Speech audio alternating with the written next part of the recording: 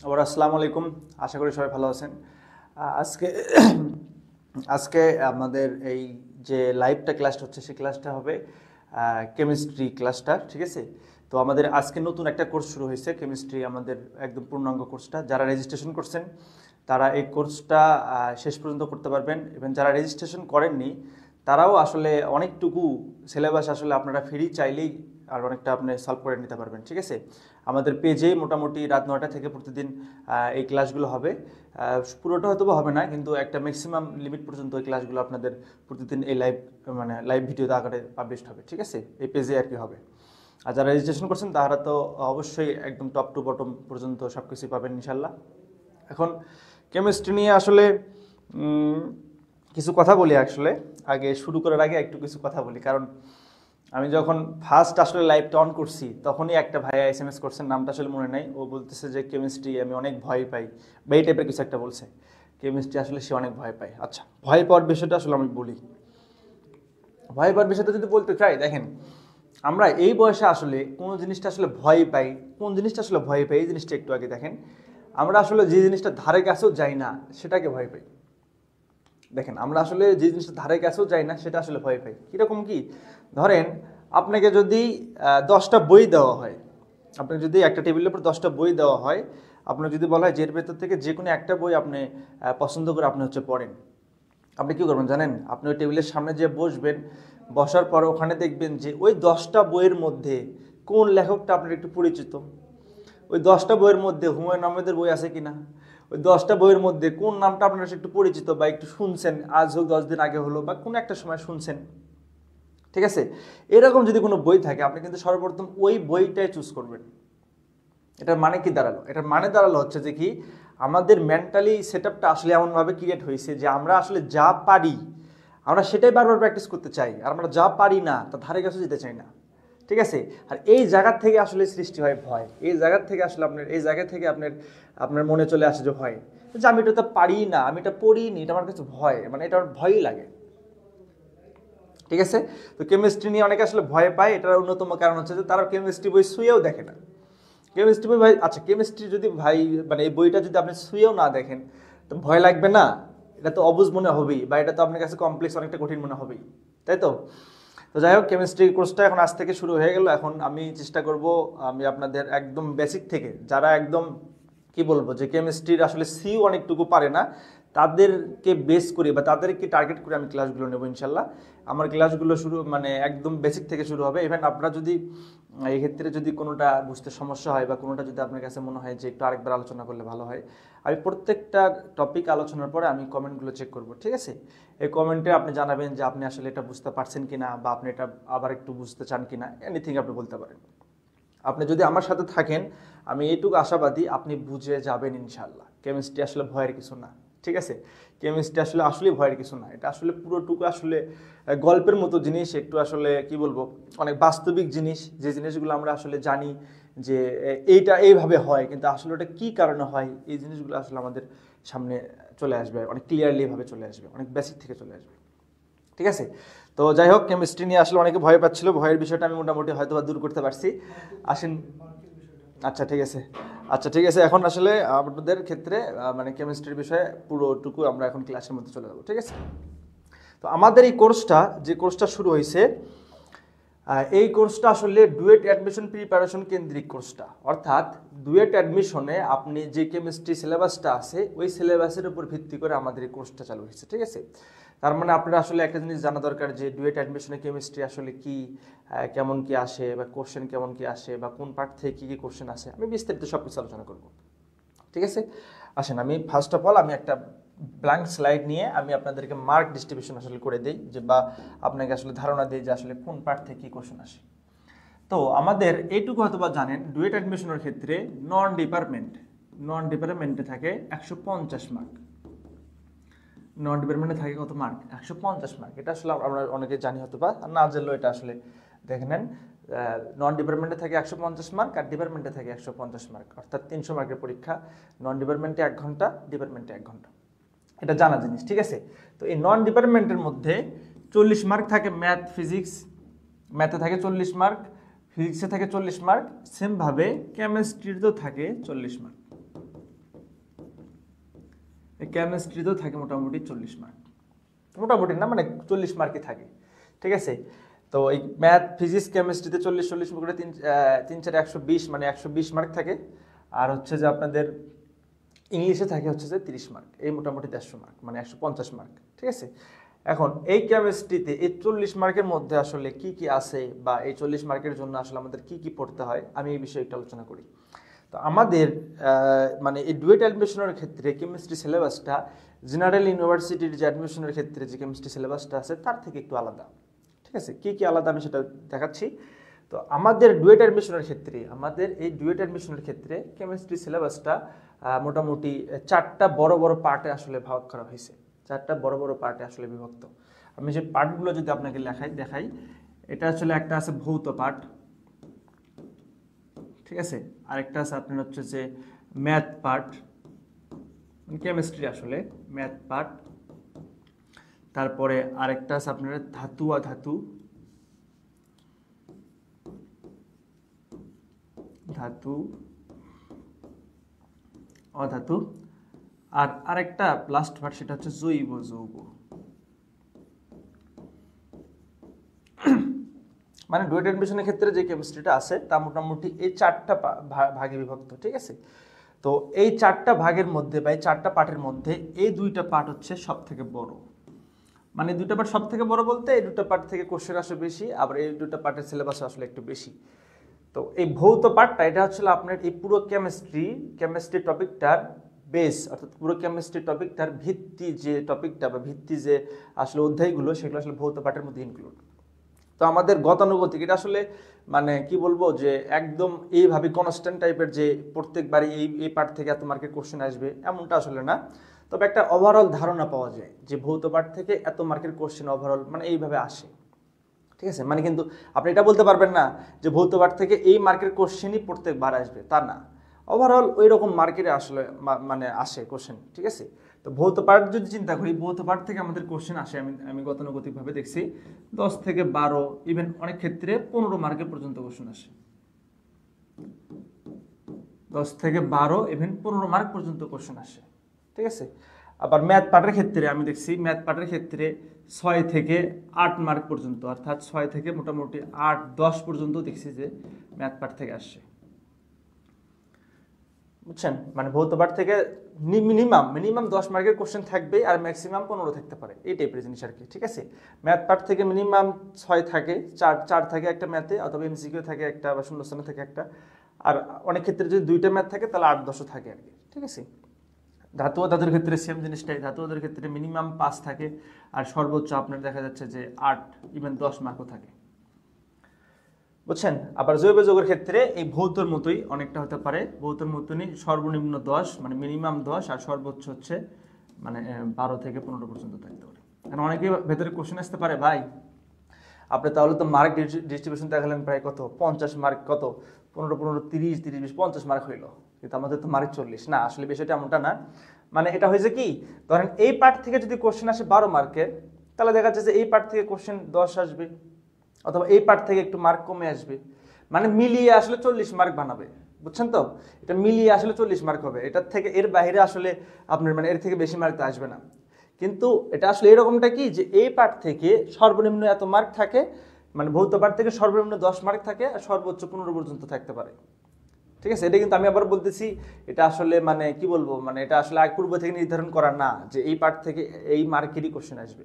আমি আপনাকে কখনো বলতে পারবো না ভৌত থেকে 15ই আসবে, আমি বলতে পারবো ভৌত থেকে 10 থেকে 12-র মধ্যে যে কোনো একটা মার্কের কোশ্চেন আসতে পারে। সেমভাবে জৈব যৌগের ক্ষেত্রে, সেমভাবে মেটাল নন মেটাল অর্থাৎ ম্যাথ পার্টের ক্ষেত্রেও যা, ধাতু ধাতুর ক্ষেত্রেও তাই। আশা করি আপনারা কেমিস্ট্রি মানে সিলেবাসটা সম্বন্ধে বুঝতে পারছেন, ঠিক আছে। তো এটাতে এইটুকু আলোচনার করার ক্ষেত্রে আমি আপনাকে একটা জিনিস বললাম যে আমাদের বেসিক যে অধ্যায়টা বা বেসিক যে পার্টটা সেটা হচ্ছে কি ভৌত পার্ট। তাহলে আমাকে অবশ্যই কেমিস্ট্রি যদি শুরু করি তাহলে অবশ্যই আমাকে ভৌত মানে পার্টটা শুরু করতে হবে, অর্থাৎ বেসিক পার্টটাই আমাকে শুরু করতে হবে। হ্যাঁ, আমরা আসলে ভৌত পার্টটা শুরু করব একদম শুরু থেকে শুরু করব। যারা আসলে ডিপ্লোমা পুরো শিক্ষার্থী আছেন, অবশ্যই ডিপ্লোমা পুরো শিক্ষার্থীর উদ্দেশ্য করে এই ভিডিওগুলো করা বা এই লাইভটা করা। তাদের অনেকের ব্যাকগ্রাউন্ডে সায়েন্স থাকলেও ওইভাবে কেমিস্ট্রি পড়া হয় না, আবার অনেকের ব্যাকগ্রাউন্ড আসলে সায়েন্স থাকে না, অন্যান্য ইয়ের থেকে মানে অন্যান্য সাবজেক্ট থেকে আসে আসলে পলিটেকনিকে, তাদের সবারকে উদ্দেশ্য করে আসলে এই লাইভটা করা। ঠিক আছে, আমি একদম শুরু থেকে শুরু করব। তো এই মার্ক ডিস্ট্রিবিউশন বিষয়টা কি বুঝছেন? দিয়ে একদম জানান দেখি একটু যে ভাই মার্ক ডিস্ট্রিবিউশন আসলে কি, বা আসলে বা আপনি আসলে মানে আর কি কোনো কিছু কোশ্চেন আসে কিনা কেমিস্ট্রি বিষয়ে, যদি থাকে তাহলে আপনি আমাকে বলতে পারেন, আর না হলে আমরা হচ্ছে যে একদম পড়াতে চলে যাব, মানে আমরা ক্লাসের যে মেইন টপিকগুলো সেই টপিকগুলোতে চলে যাব। কেমিস্ট্রি বিষয়ে যদি আর কারো কিছু জানা থাকে আমাকে কোশ্চেন করতে পারেন। এখন একজন বলছে ভাইয়া সাবিব হাসান সাবিব, ভাইয়া প্রতিদিন প্রতিদিন ফ্রি হবে কি? আচ্ছা, না আমার আসলে ফ্রি ক্লাসগুলো এখানে আমাদের আমাদের যে কোর্সটা, এই কোর্সটা তো আসলে একটা সাবজেক্ট না, মানে কেমিস্ট্রি না, এখানে ফিজিক্সও আছে, আবার ম্যাথ পার্টের জিওমেট্রিও আছে। তো আপনি ফিজিক্স, ম্যাথ পার্টের জিওমেট্রি এবং কেমিস্ট্রি ম্যাক্সিমাম একটা সময় পর্যন্ত আপনি ফ্রি ক্লাস করতে পারবেন। ঠিক আছে, দেন আসিফ আহমেদ তাড়াতাড়ি, আচ্ছা যাই হোক। আয়েশা সুলতান আপু বলছেন ভাই আপনার বোঝানোর ধারণা অনেক সুন্দর, সহজে বুঝতে পারি। ধন্যবাদ আপু, এটা আমার অনেক বড় একটা পাওয়া। জি ভাই বুঝতে পারছি। ম্যাথে কত মার্ক থাকতে পারে? আচ্ছা, ম্যাথের মার্কের ক্ষেত্রে ম্যাথ আসলে আমাদের নর্মালি 4 মার্কের থাকে। নর্মালি মানে সাধারণত ম্যাথ থেকে যদি ম্যাথ পার্ট থেকে যদি কোনো কোশ্চেন আসে, মানে দেখা যাচ্ছে যে ছোট একটা ম্যাথ দিয়ে দিলে 4 মার্ক থাকে। কিন্তু অনেক ক্ষেত্রে যদি এমসিকিউ টাইপের ম্যাথ থাকে, অর্থাৎ ম্যাথটা যদি অনেক ছোট হয়, যে একটা লাইনের ম্যাথ দিছে, এই ক্ষেত্রে ম্যাথের মার্ক 3ও থাকতে পারে, আবার 2ও থাকতে পারে। মানে ওভারঅল মিলে আসলে 6 থেকে 8 মার্ক 10 মার্ক থাকবে। ঠিক আছে, তবে সব সময় মানে গতানুগতিক আসলে ম্যাথ পার্ট থেকে মিনিমাম, মানে ম্যাথ পার্ট থেকে যদি একটা ম্যাথও আসে, সেই ম্যাথের মার্ক থাকে 4 মার্ক। বুঝছেন? যদি একটা ম্যাথ থাকে তাহলে 4 মার্ক, 2টা ম্যাথ যদি থাকতে পারে তাহলে 8 মার্ক। তাহলে অন্যান্য টপিকে বা অন্যান্য টপিকে আসলে মার্ক কমে যাবে। আবার ম্যাথ পার্টের ক্ষেত্রে যদি 2টা ম্যাথ ছোট ছোট ম্যাথ দেয়, একদম ক্ষুদ্র ক্ষুদ্র যদি ম্যাথ দেয়, তাহলে 2 2 বা 3 3 6 মার্ক যে কোনোভাবে আসতে পারে। বুঝছেন? জটিল বিক্রিয়া আসে, হ্যাঁ ভাই বিক্রিয়া আসে, বিক্রিয়া আপনাদের ভৌত থেকেও আসে, জৈব যৌগ থেকে আসে। ঠিক আছে, তো ভৌত পাঠ থেকে যে বিক্রিয়াগুলো আসে, ভৌত পাঠ থেকে আসলে যে বিক্রিয়াগুলো আসে, সেই বিক্রিয়াগুলো আপনাদের আমাদের এই ভৌত পাঠের মধ্যে শেখানো হবে। ভৌত পাঠের মধ্যে আমাদের একটা অধ্যায় আছে রাসায়নিক ক্রিয়া বিক্রিয়া। আপনারা যদি শেষ পর্যন্ত থাকেন বা আপনারা যদি কোর্সটা সম্পূর্ণ করেন, তাহলে দেখবেন যে আপনারা এই পাঠের মধ্যে ভৌত পাঠের মধ্যে রাসায়নিক বিক্রিয়া পড়বে। তো আমি চেষ্টা করব বিক্রিয়াগুলো আসলে বেসিক থেকে আপনাকে বোঝানোর, যাতে অনেক বিক্রিয়া আপনি পারেন। কেমিস্ট্রি শেষ করতে কতদিন লাগতে পারে?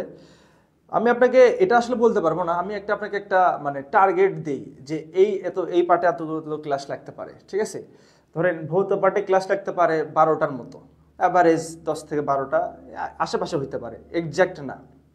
12টা যদি ধরেন, জাস্ট ধরেন 12টা। ম্যাথ পার্টের ক্ষেত্রে 6 থেকে 7টা লাগতে পারে, ধরেন 7টাই ধরেন, তাহলে 12 সাথে হলো কত? 19। ও ধাতুদের ক্ষেত্রে সেমভাবে 6-7টা লাগতে পারে, 7টাই ধরলাম, 19-এর সাথে 26। আর জৈব যৌগের ক্ষেত্রে ভৌতর মতোই ওই 11-12টার মতো লাগে, তাহলে 26 আর 12 ধরেন কত? 38, তাই তো নাকি? হ্যাঁ 38। তো 38 অর্থাৎ 35 থেকে 38টা ক্লাসের মতো আর কি আপনাকে লাগবে, মানে এটা হচ্ছে যে লাগবে। ঠিক আছে, তো আমাদের যেভাবে রুটিন করা, কেমিস্ট্রি ক্লাসটা যেভাবে রুটিন করা, সেটা আসলে দেখলাম যে আমাদের উইকে মানে এক সপ্তাহে মঙ্গলবারে ও বৃহস্পতিবারে রাত 9টা থেকে ক্লাস, আর ওইভাবে হিসাব করতে পারেন। আর চেষ্টা করবো যে ক্লাসগুলো যেন মিস যেন না হয়। আচ্ছা ভাই, আপনারা আসলে ক্লাসগুলো আসলে কিভাবে ক্লাসগুলো নেবেন? যারা ফ্রি করতেছে তারা তো সব পাবে না, তো এটা কি এমন কি সিরিয়াসলি কিছু সিলেবাস দেওয়ার মতো, মানে বুঝতেছি না। সিরিয়াসলি সিলেবাস শেষ করার মতো লাইভ নেবেন না নাকি? না আসলে দেখেন, আপনি যেটা কোশ্চেন করছেন, আমাদের এই কোর্সটার ম্যাক্সিমাম একটা পার্ট পর্যন্ত আমরা লাইভ ক্লাস করে নেব, অর্থাৎ পাবলিকলি ক্লাসগুলো হবে। দেন আমাদের একটা সার্টেন টাইমে আমরা ক্লাসগুলো আমাদের যারা কোর্সে রেজিস্ট্রেশন করছে তাদের জন্য উন্মুক্ত হয়ে যাবে। ঠিক আছে, ওকে, মোটামুটি কোশ্চেন হয়তো বা শেষ। তাহলে আসেন আমরা পরের স্লাইডে চলে যাই, অর্থাৎ আমরা ক্লাসে ফিরে যাই। তো এখানে যা আছে সেটা তো আপনারা দেখছেনই। কেমিস্ট্রি, আমার নাম হচ্ছে মিসবাহুল আলম রকি, আমি সিএসসি 3rd ইয়ারে অধ্যয়নরত।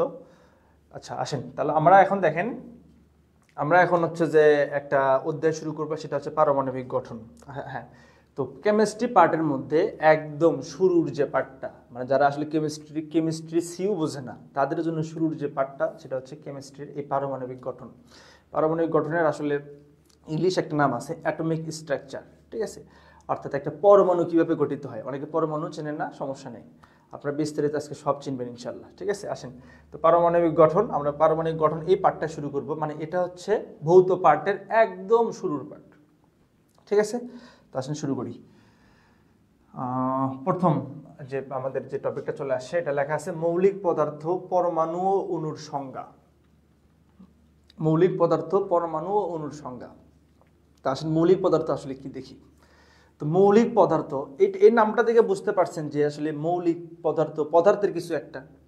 হ্যাঁ, পদার্থের কিছু একটা।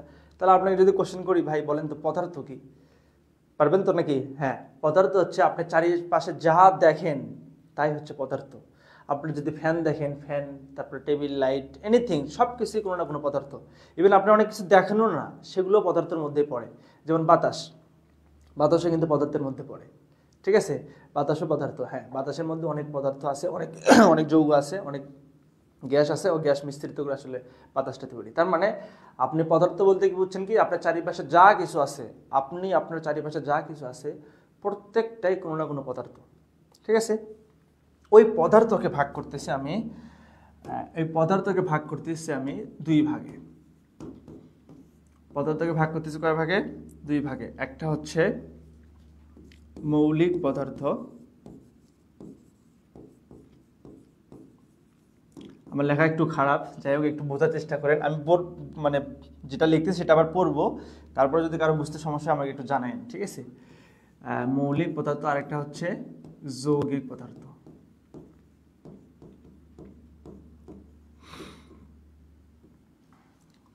পদার্থের এটা আসলে কি বলতেছি, যে পদার্থকে দুই ভাগে ভাগ করা যায়। একটা হচ্ছে মৌলিক পদার্থ, আরেকটা কি? যৌগিক পদার্থ। হ্যাঁ, তাই না? তো আসেন তাহলে মৌলিক পদার্থ কি। তো মৌলিক পদার্থ কি এটা যদি আমি জিজ্ঞেস করি, তাহলে এটার অ্যান্সারটা এমন আসে, যে পদার্থকে ভাঙলে ওই পদার্থ ছাড়া অন্য কোনো পদার্থ পাওয়া যায় না। অর্থাৎ যে পদার্থকে ভাঙলে ওই পদার্থ ছাড়া অন্য কোনো কিছু পাওয়া যায় না, সেটাকে বলা হচ্ছে মৌলিক পদার্থ। ঠিক আছে, আর সেমভাবে তাহলে যৌগিক পদার্থ কি? যৌগিক পদার্থ হচ্ছে কি, যে পদার্থকে ভাঙলে ওই পদার্থ ছাড়াও অন্য কোনো কিছু পাওয়া যায় বা অন্য কোনো পদার্থ পাওয়া যায়, সেটাকে বলা হচ্ছে যৌগিক পদার্থ। আসেন এটা তো থিওরিক্যালি শিখলেন, আসেন বাস্তবিকভাবে দেখি। তো বাস্তবিকভাবে যদি আপনাকে একটু উদাহরণ দেওয়া হয়, পানির একটা অণু যদি আপনাকে উদাহরণ দেওয়া হয়, পানি তো চেনেন তাই না? হ্যাঁ, অনেকে পানি অসুবিধা চেনেন। পানির একটা সংকেত যদি চিন্তা করি, পানির একটা ছোট্ট একটা অণু চিন্তা করি, পানির একদম ছোট্ট একটা অণু চিন্তা করি, H2O। আপাতত ধরে নেন, অনেকে হয়তো একটু যদি নতুন লাগে তারপরে ধরে নেন যে পানির সংকেত আসলে H2O। এটা হচ্ছে পানির একদম ক্ষুদ্র একটা অণু। ঠিক আছে, তো পানি একটা যৌগিক পদার্থ। কেন বললাম? কারণ পানিকে ভাঙলে আমি অন্য কিছু পাচ্ছি, পানি বাদে অন্য কিছু পাচ্ছি। তো পানির একটা ছোট্ট অণু, এটা হচ্ছে H2O। আমি যদি একেও আবার ভাঙি, একেও যদি আমি ভেঙে ফেলি, তাহলে আমি এখান থেকে কি পাবো বলেন তো? এখান থেকে পাচ্ছি আমি হাইড্রোজেন, এখান থেকে পাচ্ছি আমি অক্সিজেন। আচ্ছা, এরা দুইটা মিলে ছিল তো পানি, তাই না? আর দুইটা মিলে পানি ছিল না? এখন তো আর আলাদা আলাদা হয়ে গেছে। আপনি কি একে পানি বলবেন? না, এটা হাইড্রোজেন, এটা একটা মৌল। যাই হোক, মৌলের দিকে না যায়, মনে রাখেন যে এটা একটা মৌল। এটা হচ্ছে অক্সিজেন, এটা একটা মৌল। ঠিক আছে, আপনি কিন্তু এটাকে পানি বলতেছেন, এটাকে পানি বলতেছেন না। এটা একটা মৌল বলতেছেন, এটা একটা মৌল বলতেছেন। তাদের আলাদা আলাদা ধর্ম থাকতেই পারে, সেটা পরের বিষয়। তো এই একটা পানির অণুকে ভাঙে আপনি কিন্তু আর পানি পাচ্ছেন না, অন্য অন্য নতুন নতুন মৌল পাচ্ছেন বা নতুন নতুন পদার্থ পাচ্ছেন। ঠিক আছে, এই জন্য পানিকে বলা হচ্ছে কি? যৌগিক পদার্থ। ঠিক আছে, ইভেন আমাদের আশেপাশে যা কিছু আছে তার ম্যাক্সিমাম বলা যায় এগুলো সব কিছু যৌগিক পদার্থের মধ্যেই পড়ে। ধরেন আপনি তো খাবার লবণ খান, লবণ তো প্রত্যেক বেলায় খান, তাই না? তো আপনি যে লবণ খান, এই লবণের ছোট্ট একটা দানা যদি নেন, একদম ছোট্ট একটা দানা যদি নেন, ওই দানার আসলে যদি সঙ্গে চিন্তা করা হয়, ওই দানাতে আসলে একটা উপাদান আছে, সেই উপাদানটার নাম হচ্ছে সোডিয়াম ক্লোরাইড।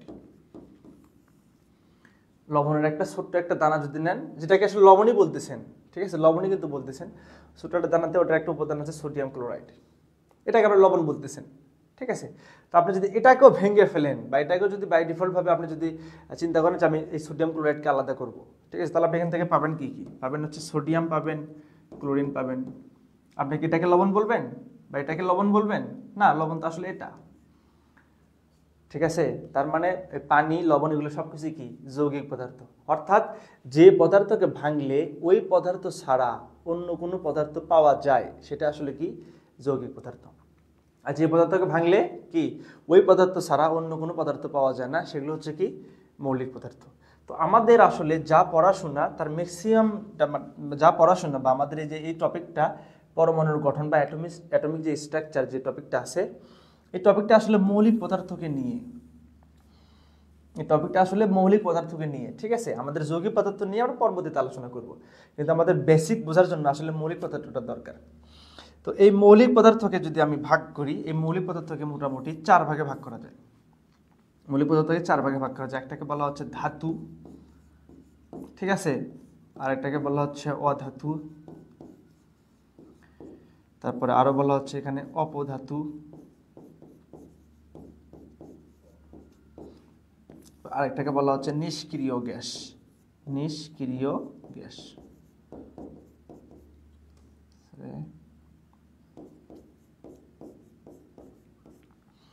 মৌলিক পদার্থকে 4 ভাগে ভাগ করা হচ্ছে। এটাকে ধাতু, অধাতু, অপধাতু আর কি নিষ্ক্রিয় গ্যাস। আবার মনের মধ্যে কোশ্চেন আসতে পারে, ভাই ধাতু কি, ধাতু কি, তাই না? তো ধাতু চেনার জন্য অনেকে আসলে অনেক রকম ভাবে কিছু জিনিস ফলো করে। যেমন অনেকে বলে ধাতুর শেষে আম আছে, ধাতুকে আঘাত করলে টুনটুন শব্দ করে, ধাতু তাপ ও বিদ্যুৎ পরিবাহী। হ্যাঁ, এগুলো ঠিক, কিন্তু এগুলো আসলে থিওরিক্যাল জিনিস, ঠিক আছে। আপনি যদি একটা পাবলিক ইউনিভার্সিটিতে পড়তে চান, সেখানে অ্যাডমিশন দিতে চান, তাহলে অবশ্যই থিওরিক্যাল জিনিসের থেকে লজিক্যাল জিনিস বেশি লাগবে। তো ধাতু আসলে চিনবেন নতুন একটা মাধ্যমে, সেটা হচ্ছে কি যে যা বা যে মৌলগুলো, যেহেতু মৌল সম্বন্ধে এগুলো আলোচনা করিনি, তো আমি বললি তারপরও ধাতু হচ্ছে যেসব মৌলগুলো ইলেকট্রন ত্যাগ করে তারা হচ্ছে ধাতু। যে সকল মৌলগুলো ইলেকট্রন ত্যাগ করে তারা হচ্ছে কি ধাতু। এখানে আবার দেখেন দুইটা কথা নতুন লাগতেছে, একটা হচ্ছে মৌল আর একটা হচ্ছে কি ইলেকট্রন, তাই না? তো মৌলটা আসলে মৌলিক পদার্থের থেকে, মৌলিক পদার্থ মানে কি যে যে পদার্থকে ভাঙলে ওই পদার্থ ছাড়া অন্য কোনো পদার্থ পাওয়া যায় না। তো মৌলিক পদার্থের যে মানে যে প্রকারভেদ আছে, প্রকারভেদ না অ্যাকচুয়ালি মৌলিক পদার্থের যে উদাহরণগুলো আছে বা যেগুলোকে আপনি মৌলিক পদার্থ বলতেছেন, এগুলো কিন্তু এক একটা মৌল। মৌলিক পদার্থ থেকে বা এই কথা থেকে কিন্তু আসলে মৌলটা আসছে, বুঝছেন? হ্যাঁ, তো যে সব মৌল তো চিনছেন এবার, তাই তো? মৌল বলতে মৌলিক পদার্থ যাদেরকে বলতেছেন তারা এক একটা মৌল। তো যে পদার্থ থেকে মানে যে মৌল ইলেকট্রন কি করে ত্যাগ করে তারা হচ্ছে ধাতু। ইলেকট্রন আসলে কি, তো ইলেকট্রন বিষয়ে আমরা এর পরের স্লাইডে বিস্তারিত কিছু জানবো। আপাতত ধরে নেন ইলেকট্রন কিছু একটা, জাস্ট ইমাজিন যে ইলেকট্রন কিছু একটা। ইলেকট্রন কি তার বিস্তারিত আমরা নেক্সট স্লাইডে দেখবো ইনশাল্লাহ। তো আমি আবার রিপিট করতেছি কি মৌলিক পদার্থ, ধাতু কি, ধাতু হচ্ছে যে সকল মৌলগুলো ইলেকট্রন ত্যাগ করে তারা হচ্ছে ধাতু। ওকে, আসেন নেক্সট। তাহলে ধাতু চিনতে পারছি। এর উদাহরণ যদি দেন, উদাহরণ হিসেবে থাকতে পারে sodium, potassium, calcium. Sodium, potassium, calcium, যদি এগুলো অনেকটা চিনি নি, আসেন পরে চিনব নি আমরা। তারপর অধাতু। ধাতু তার অপোজিট হচ্ছে অধাতু, তাই না? হ্যাঁ, আসলে ধাতু তার অপোজিট অধাতু। ধাতু কি করছে, যে মৌলগুলো ইলেকট্রন ত্যাগ করে তারা হচ্ছে কি ধাতু। তাহলে যে মৌলগুলো ইলেকট্রন গ্রহণ করে তারা হচ্ছে অধাতু। হ্যাঁ, এটা রাইট, যে মৌলগুলো ইলেকট্রন গ্রহণ করে তারা অধাতু। কিন্তু অধাতুর আরেকটা বৈশিষ্ট্য আছে, অধাতু শুধু ইলেকট্রন গ্রহণই করে না, অধাতু আবার মাঝে মধ্যে ক্ষেত্র বিশেষে ইলেকট্রন ভাগাভাগি করে, ঠিক আছে। তাহলে আপনি এই অধাতুর সংজ্ঞাটা আপনি নতুন করে দিতে পারেন কি, যে সকল মৌলগুলো ইলেকট্রন গ্রহণ এবং ভাগাভাগি করে, ইলেকট্রন গ্রহণ এবং ভাগাভাগি করে তাদেরকে বলা হচ্ছে কি অধাতু, ঠিক আছে। তাহলে ধাতু আমি চিনলাম, অধাতু চিনলাম। অধাতুর যদি আপনি উদাহরণ চান, অধাতুর হচ্ছে যে ধরেন ফ্লোরিন, ক্লোরিন, অক্সিজেন, এরকমটা অনেক উদাহরণ আছে, ঠিক আছে। আমাদের ভূপৃষ্ঠে ধাতুর সংখ্যা আমাদের প্রায় আছে কত, প্রায় 92টা, অর্থাৎ 92টার মতো আমাদের আছে ধাতু, ঠিক আছে। অধাতু আছে প্রায় 17টার মতো, প্রায় 17টার মতো, ঠিক আছে। আচ্ছা, তাহলে ধাতু আর অধাতু আপনি বুঝতে পারছেন। এখন আরেকটা আসছে, এটা কি অপধাতু। অপধাতু আসলে কি, অপধাতু একটা মৌলকে ইন্ডিকেট করতেছে বা অপধাতু আসলে একটা মৌলকে নির্দেশ করতেছে, কিন্তু সেই মৌলের মধ্যে ধাতুর ধর্ম এবং অধাতুর ধর্ম উভয়ই বিদ্যমান থাকবে। জাস্ট ইমাজিন, আমি যদি এটাকে একটা মৌল হিসেবে রিপ্রেজেন্ট করি, এই মৌলের মধ্যে ধাতুর ধর্ম যেরকম বিদ্যমান থাকতে পারে, অধাতুর ধর্ম সেই পরিমাণ বিদ্যমান থাকতে পারে, তখনই আমি এই মৌলকে বলতে পারবো অপধাতু।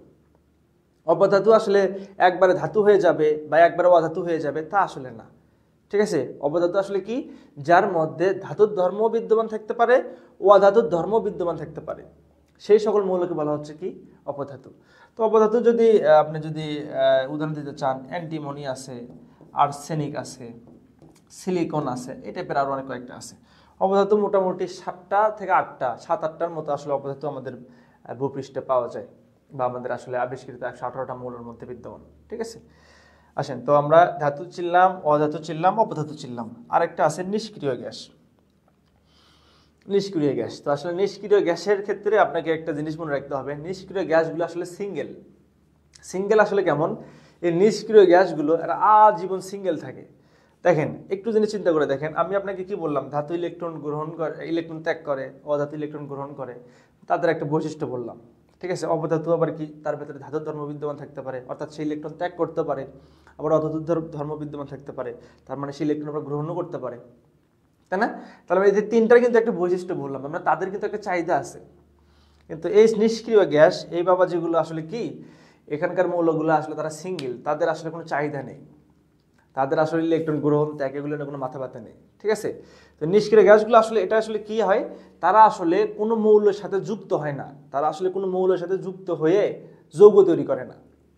নিষ্ক্রিয় গ্যাসগুলো এইভাবে মনে রাখবেন, এক কথা মনে রাখবেন, যে সকল মৌলগুলো অন্য কোনো মৌলের সাথে যুক্ত হয়ে যৌগ তৈরি করে না, তাদেরকে বলা হচ্ছে নিষ্ক্রিয় গ্যাস। তারপর আপনার কাছে মনে হতে পারে ভাই যৌগটা আসলে কি, যৌগটা আসলে কি, যে আমি যে এই তিনটার ক্ষেত্রে আপনাকে যে বললাম যে ইলেকট্রন ত্যাগ বা গ্রহণ যে আছে, ওই ত্যাগ গ্রহণ করার ক্ষেত্রে তাদের ভেতরে একটা বন্ধন তৈরি হয়, এটা আসলে পরের টপিক। সে বন্ধন থেকে তারা একটা যৌগ তৈরি করে। কিন্তু এই নিষ্ক্রিয় গ্যাসগুলো কি, তারা ইলেকট্রন ত্যাগও করে না, ইলেকট্রন গ্রহণও করে না। যখন তারা আসলে ইলেকট্রন ত্যাগ গ্রহণ কিছুই করে না, তাহলে তাদের অন্য কোনো মৌলের সাথে তাদের কোনো ইন্টারকানেকশন হয় না, এই কারণে তারা আসলে সিঙ্গেল। অর্থাৎ যে সকল মৌলগুলো অন্য কোনো মৌলের সাথে যুক্ত হয়ে যৌগ তৈরি করে না, তাদেরকে বলা হচ্ছে কি নিষ্ক্রিয় গ্যাস। বুঝছেন? তো নিষ্ক্রিয় গ্যাসগুলো আসলে, এই নিষ্ক্রিয় গ্যাস আসলে কেন যৌগ তৈরি করে না, কেন আসলে অন্য কোনো মৌলকে আকর্ষণ করে না, এটা আমরা যখন অরবিটাল আলোচনা করব তখন আমরা ভালো মতো বুঝতে পারবো। ঠিক আছে, এটা আমরা আমাদের আরো পরের টপিক। আপাতত এইটুকু আসলে বুঝেন যে নিষ্ক্রিয় গ্যাস আসলে কি করে না, কোনো যৌগ তৈরি করে না। তো এর উদাহরণ হিসেবে যদি চিন্তা করেন, হিলিয়াম আছে, ঠিক আছে, ক্রিপ্টন আছে, তারপরে আরও যে আছে নিয়ন আছে, এই টাইপের যে মৌলগুলো আছে, এই মৌলগুলোকে হচ্ছে কি আমাদের কি নিষ্ক্রিয় গ্যাস। এরা আসলে কোনো ইলেকট্রন ত্যাগ গ্রহণ কিছুই করে না, তাই এরা আসলে কোনো যৌগ তৈরি করে না। তা আপাতত আমরা এতটুকু যা শিখলাম সেটা শিখলাম শুধুমাত্র মৌলিক পদার্থ। মৌলিক পদার্থ, এখন আপনারা একটু সবাই একটু কমেন্টে জানান যে ভাই মৌলিক পদার্থটা কি ভালো মতো বুঝতে পারছেন কিনা, বা মৌলিক পদার্থ নিয়ে কারো আসলে কোনো ক্লাস আছে কিনা।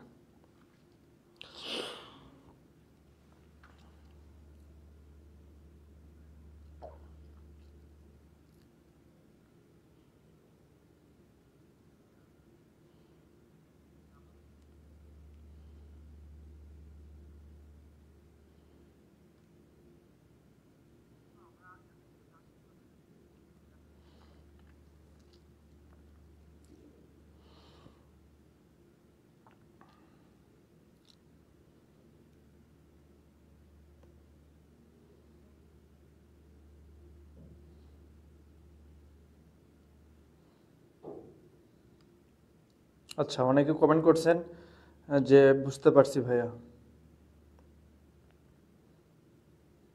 আচ্ছা ঠিক আছে, তাহলে আমরা পরের স্লাইডে যাই আর কি। ঠিক আছে, অনেকে বুঝতে পারছেন। ভাইয়া বোর্ডের কালার কম্বিনেশনগুলো চেঞ্জ করিয়েন, একটু চোখে কেমন জানি দেখায়। যদি এরকমটা হয়, আচ্ছা চেষ্টা করব, যদি যেহেতু আপনি বলছেন, ঠিক আছে দেখব পরের। তবে আশা করি খারাপ লাগতেছে না খুব একটা। বাকি সবার কি ঠিকঠাক আছে? সবার কাছে কি ঠিকঠাক আছে নাকি তার মতোই লাগতেছে?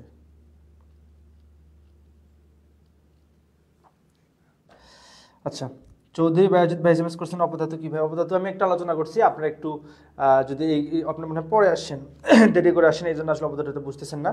আপনারা একটু ভিডিওটা লাইভ শেষ হওয়ার পরে ভিডিওটা একটু আগে দেখেন, তাহলে আপনি অপদার্থ বুঝতে পারবেন। আসলে আমরা পরের স্লাইডে যাই। পরের স্লাইডে আমাদের আছে অণু এবং পরমাণু। তাহলে আমরা আসেন এখন এখানে নতুন আরেকটা জিনিস পাইলাম, অণু এবং পরমাণু।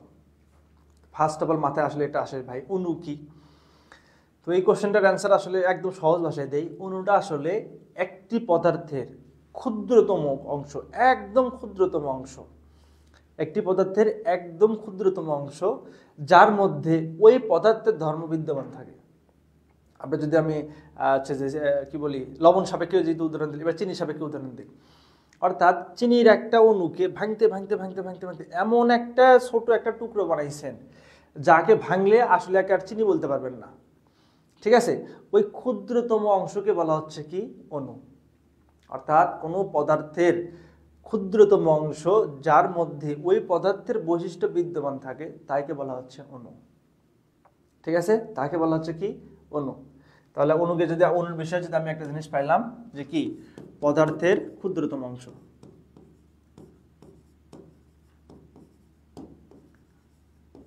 পদার্থের ক্ষুদ্র, লেখা এত খারাপ আমার, কি বলবো, লেখা আসলে অত বেশি খারাপও না, কিন্তু এই বোর্ডে একটু বেশি খারাপ হয়। ক্ষুদ্রতম অংশ, এটা হচ্ছে যে আমাদের কি বলা হচ্ছে যে অণু, ঠিক আছে? আপনার কাছে এটা মনে আসতে পারে, ভাই আমরা তো পদার্থ শিখলাম দুইটা, তাই না? পদার্থ শিখলাম দুইটা, মৌলিক পদার্থ, যৌগিক পদার্থ। তো এটা আসলে কোন পদার্থের ক্ষুদ্রতম অংশ?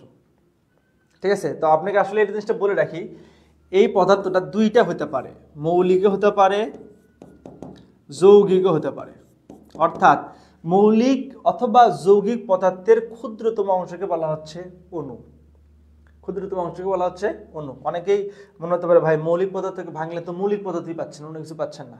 তাদের এই কনসেপ্টটা যদি একটু ভেজাল মনে হয়, তাহলে আমরা একটু পরে আবার আরেকটা জিনিস আলোচনা করব, দেখা যাবে যে এটা হচ্ছে কি এক পারমাণবিক, দ্বিপারমাণবিক, এই জিনিসটা যখন আলোচনা করব তখন বুঝতে পারবেন যে আসলে মৌলিক পদার্থের ক্ষুদ্রতম অংশ কিভাবে আসলে অণু হয়। যৌগিক পদার্থের ক্ষুদ্রতম অংশ অণু হয়, এটা তো সবাই বুঝতেছেনি, ঠিক আছে? কিন্তু মৌলিক পদার্থের ক্ষুদ্রতম অংশ আসলে, ক্ষুদ্রতম আসলে কোন একটা অংশ হচ্ছে আসলে অণু হয়ে যায়, ঠিক আছে? তো অণুর আরেকটা বৈশিষ্ট্য আছে, এই অণু আসলে স্বাধীন।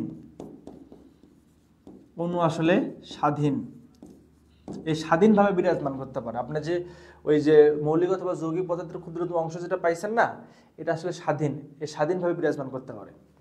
আসেন পরমাণুর দিকে এখন যাই। পরমাণু যদি আমি বলি, পরমাণু আসলে কি? পরমাণু আসলে মৌলিক পদার্থের ক্ষুদ্রতম অংশ, মৌলিক পদার্থের ক্ষুদ্রতম অংশ। তো মৌলিক পদার্থের ক্ষুদ্রতম কিন্তু অংশ কিন্তু এখানেও আছে, ঠিক আছে? তো এই জিনিসটা আমি কিন্তু বলছি যে যখন আমি এক পারমাণবিক, দ্বিপারমাণবিক বুঝাবো তখন এই জিনিসটা ক্লিয়ার হয়ে যাবে। আপাতত ধরে নেন, মৌলিক পদার্থের ক্ষুদ্রতম অংশকে বলা হচ্ছে কি? পরমাণু। তো এই পরমাণু আমি এখানে বলতে পারি, লিখে নেই যেহেতু, মৌলিক পদার্থের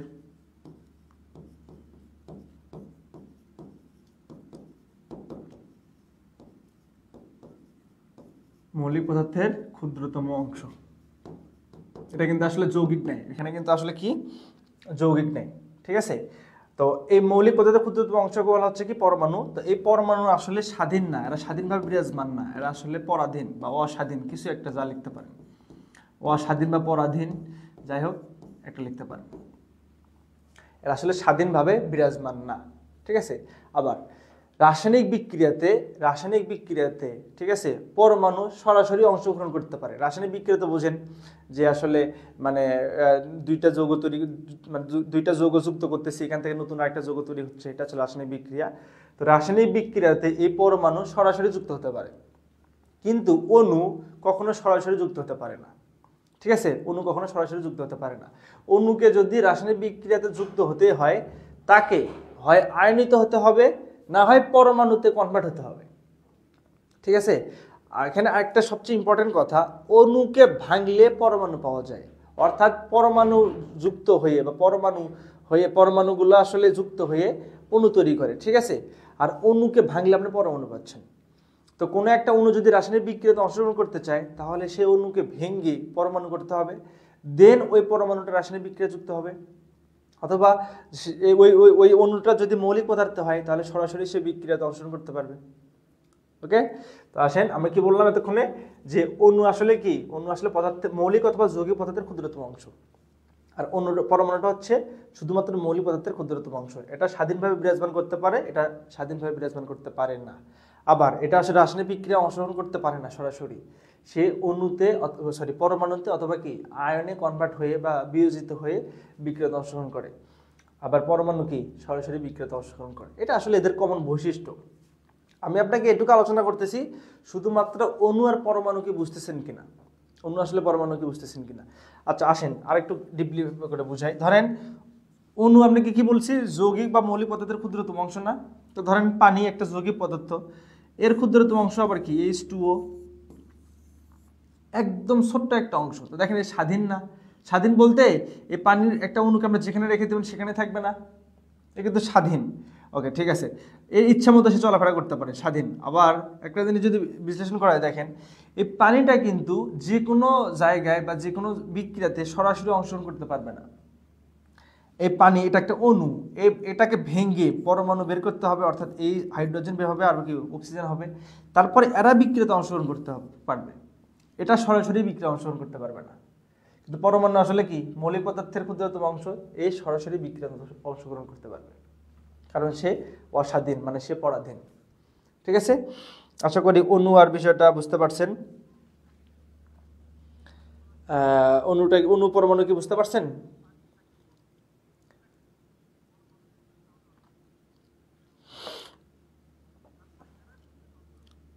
এখানে লিখছেন ভাইয়া কোয়ান্টাম সংখ্যা কি ডুয়েট সিলেবাসের মধ্যে আছে? হ্যাঁ, কোয়ান্টাম সংখ্যা আছে ভাইয়া, আমরা কোয়ান্টাম সংখ্যা পড়বো। ঠিক আছে, আজকের ক্লাসে না হলেও নেক্সট ক্লাসে কোয়ান্টাম সংখ্যা ইনশাল্লাহ পড়বো। কালার তো ঠিক আছে, আসলে যাই হোক অনেকের কাছে অনেক রকম লাগতে পারে, সমস্যা নাই।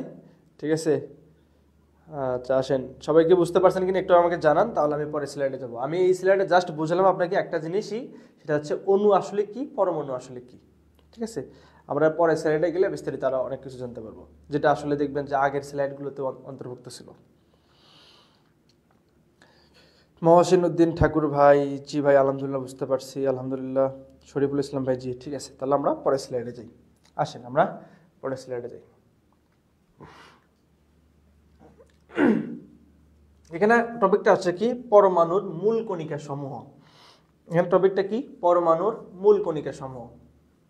আসেন, একটা পরমাণু, তা পরমাণু কি সব তো জানেনি তাই না? হ্যাঁ, মৌলিক পদার্থের ক্ষুদ্রতম অংশ। তো বিজ্ঞানীরা কি করলো, এই পরমাণুকে আসলে ভাগ করা শুরু করলো, বা এই পরমাণু নিয়ে গবেষণা শুরু করলো, যে পরমাণুটা আসলে কি নিয়ে তৈরি, বা পরমাণু আসলে কি কি জিনিস নিয়ে গঠিত। ঠিক আছে, তো তারা এটা আসলে কিছু কিছু জিনিস দিছে, যেমন আলফা রশ্মি দিছে, বোর পরমাণু মডেল নাম শুনছেন না? হ্যাঁ, বোর পরমাণু মডেল, সে বোর পরমাণু মডেল আছে, তারপর রাদারফোর্ড পরমাণু মডেল আছে। এই মডেলগুলোর সাপেক্ষে পরমাণুতে আসলে কি কি নিয়ে তৈরি, বা পরমাণু আসলে কি কি জিনিস দ্বারা গঠিত, সেই জিনিসটা আসলে সামনে আসছে, বা সেই জিনিসটা আসলে আমরা বুঝতে পারি বা জানতে পারি। ঠিক আছে, তো বিজ্ঞানীরা দেখছে কি, যে হ্যাঁ একটা পরমাণু, ওই যে আলফা রশ্মি যখন নির্গত করছে একটা পরমাণুর উপরে, তখন দেখছে যে আসলে একটা পরমাণু কিছু কণিকা দ্বারা গঠিত, একটা পরমাণু কিছু কণিকা দ্বারা গঠিত। ঠিক আছে, তো এই কণিকা আসলে অনেকগুলো কণিকা আছে, শুধুমাত্র কিছু না বললে ভুল হবে, আসলে অনেক কণিকা নিয়ে আসলে তৈরি, অনেক অনেক কণিকা নিয়ে আসলে একটা পরমাণু তৈরি, বুঝছেন? তো তার মধ্যে আসলে মূল কণিকা আছে তিনটা মূল কণিকা আছে পরমাণুতে। মূল কণিকা আসলে তিনটা, আর অনেক কণিকা আছে, কিন্তু তার মধ্যে মূল কণিকা আসলে তিনটা। মূল কণিকা আসলে তিনটা, কোনটা কোনটা? একটা হচ্ছে যে আপনাকে যদি বলা হয় স্থায়ী কণিকা,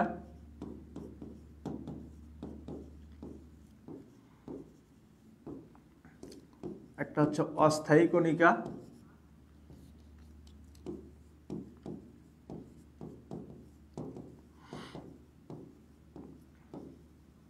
ঠিক আছে, স্থায়ী কণিকা, অস্থায়ী কণিকা, আর একটা আছে কম্পোজিট কণিকা।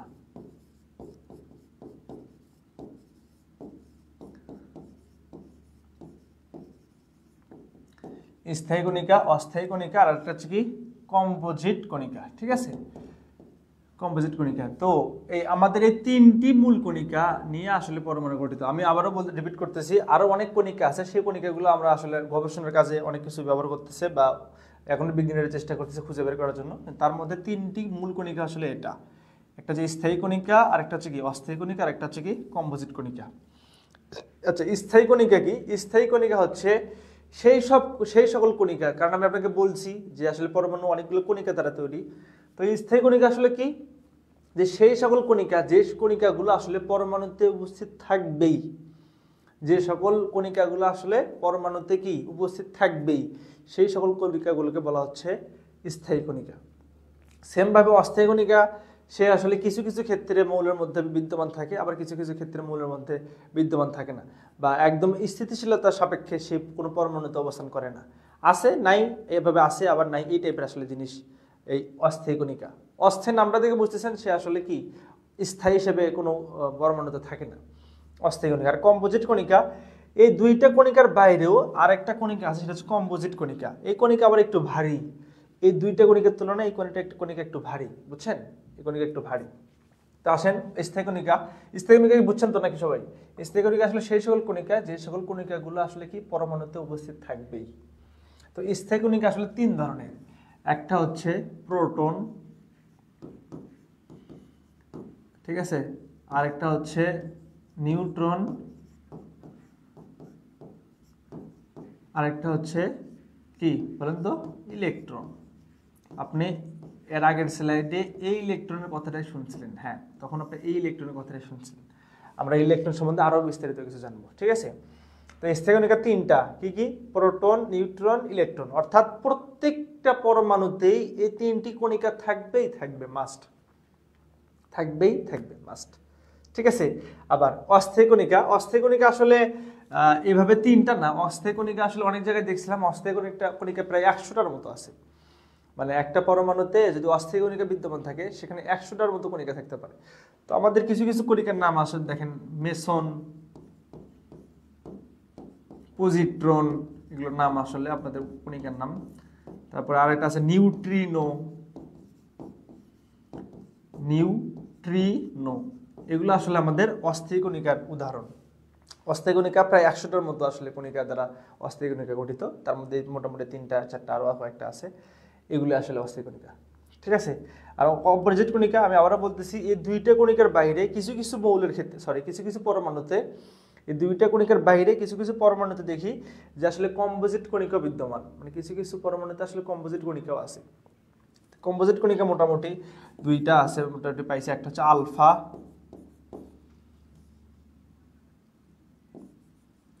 আলফা, তারপর হচ্ছে আরেকটা হচ্ছে বিটা, আলফা কণিকা, বিটা কণিকা, আলফা কণিকা, বিটা কণিকা, এটা কম্পোজিট কণিকা। এটা এই দুইটা কণিকা আবার এই কণিকাগুলোর তুলনায় একটু ভারী, বুঝছেন। তো এটা আসলে সব জায়গায় বিদ্যমান থাকে না, খুব কম কিছু পরমাণুর ক্ষেত্রে আমরা এই কম্পোজিট কণিকাটা পাই, ঠিক আছে। তো আমরা আসলে কি পরমাণুর মূল কণিকা সম্বন্ধে আলোচনা করলাম। তখন আমাদের বিষয়বস্তু আসলে দেখেন, এটা কিন্তু কি যে কোনো কোনো পরমাণুতে আছে, কোনো কোনো পরমাণুতে নাই। তো আমরা তাহলে এটা নিয়ে আলোচনা করব না, কারণ এমন যদি পরমাণু পাই সেখানে যদি অস্থায়ী কণিকা না থাকে তাহলে তো সমস্যা। আবার কম্পোজিট কণিকা সব ক্ষেত্রে থাকে না, কিন্তু দেখেন স্থায়ী কণিকা কিন্তু কি সব ক্ষেত্রে বিদ্যমান। কারণ আমি আপনাকে বলছি প্রত্যেকটা পরমাণুতেই স্থায়ী কণিকা বিদ্যমান, ঠিক আছে। তো আমরা এখন আলোচনা করব এই প্রোটন, ইলেকট্রন আর নিউট্রন নিয়ে, যেটা আসলে কি। তো আপনাকে যদি আমি আরেকটা স্লাইড আপনি ওপেন করে দেখাই যে প্রোটন, ইলেকট্রন, আসলে নিউট্রন কি। প্রোটন, এটাকে আসলে পি দ্বারা রিপ্রেজেন্ট করা হয়, ঠিক আছে। প্রোটন আমি পার্থক্য সাপেক্ষে লিখি তাহলে বুঝতে পারবেন। নিউট্রন, এটাকে আসলে ছোট হাতের এন দ্বারা প্রকাশ করা হয়। আর হচ্ছে যে ইলেকট্রনকে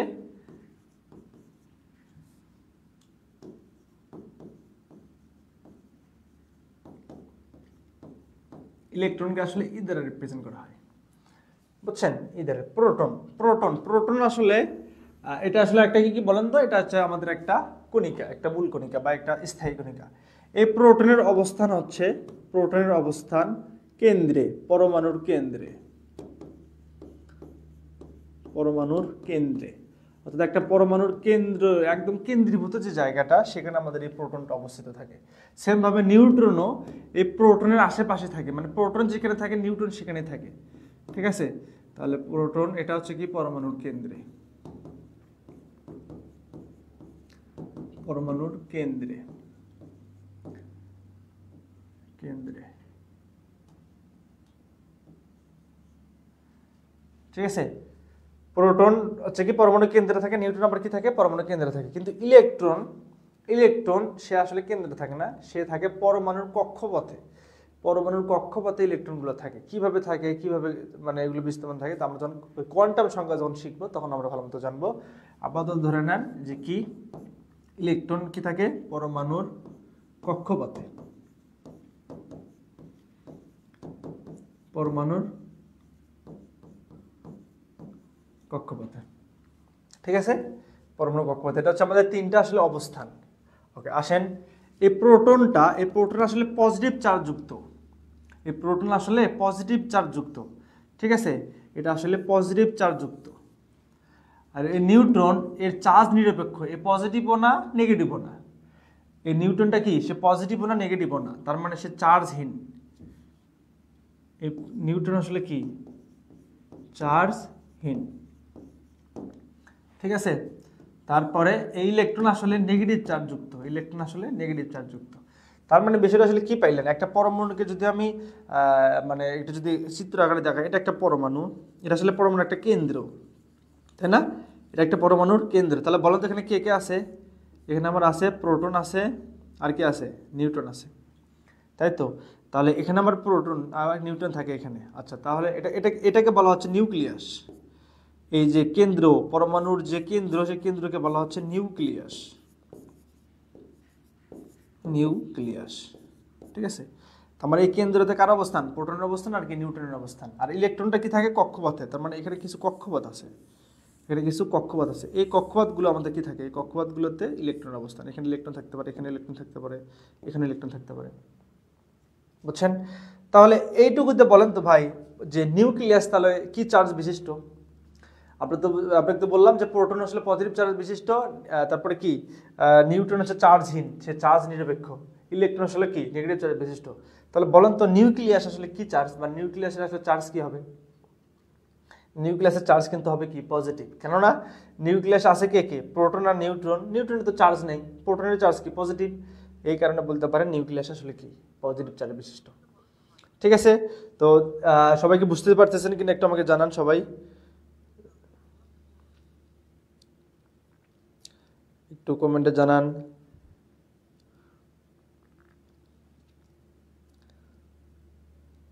অনেকে বলতেছে হ্যাঁ ভাই বুঝতে পারতেছি।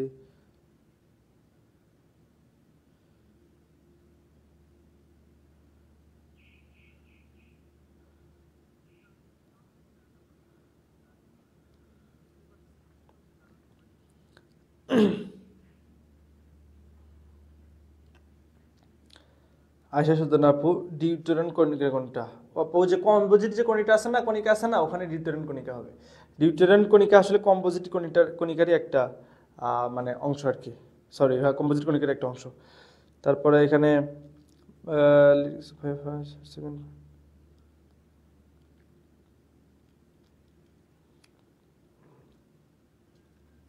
ভাই ফার্স্ট পার্ট আর সেকেন্ড পার্ট কি আলাদা আলাদা এক্সাম হয়।